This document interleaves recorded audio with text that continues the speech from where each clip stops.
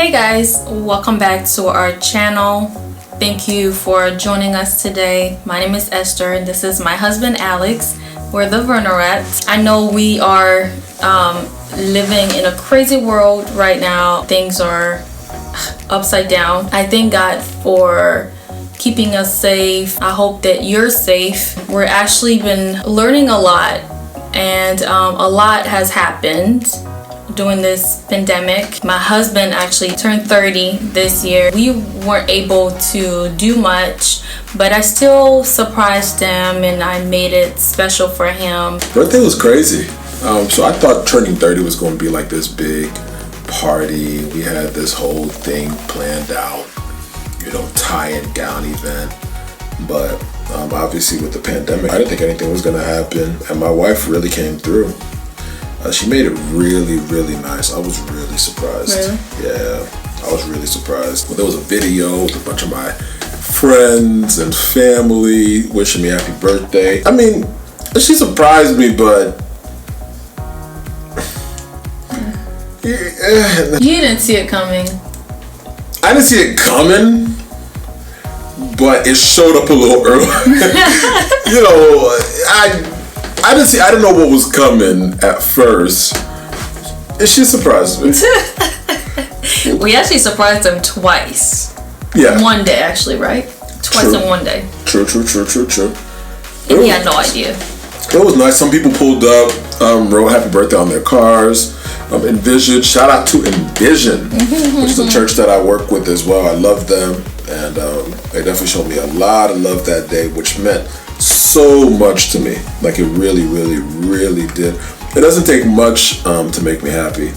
Like anytime I know I'm appreciated, it means a lot to me. So another thing we want to share with you guys is church. Church are happening online since we can't really come together.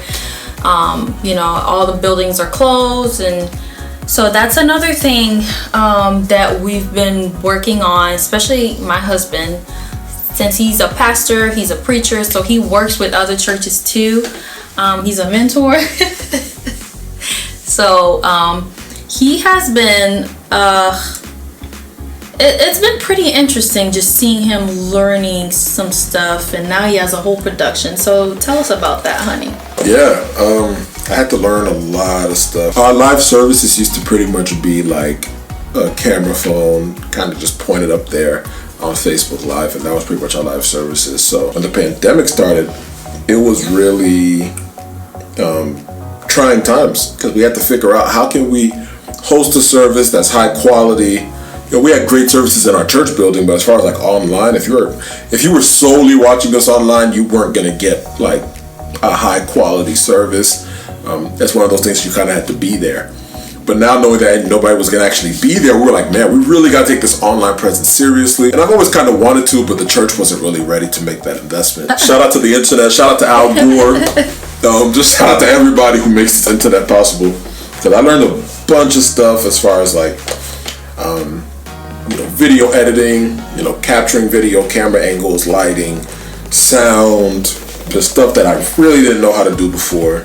And I learned by the grace of God, made mistakes along the way, still learning, but it's been coming out well. Shout out to my wife. When I became a pastor, people kind of expected my wife to just turn into like this first lady who just does everything, And one thing I was really adamant about in becoming a pastor with her is I told her, don't do anything because I'm a pastor. Don't try to become a first lady.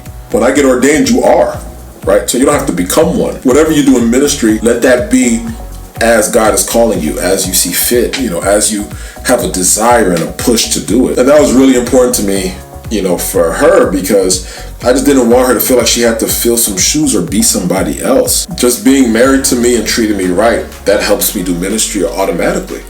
So anything else that you do, you're not doing it for me, you're doing it for God and your relationship with God. Yes. So do as you see and don't just force yourself. And so we were married for 3 years. Yeah! God, I got that right. Yeah, it's this year, late last year. She's really stepped up in like worship leading, and that's kind of become her thing. And it's been a blessing. So the last thing that we want to share with you guys is how's the family doing. We're working.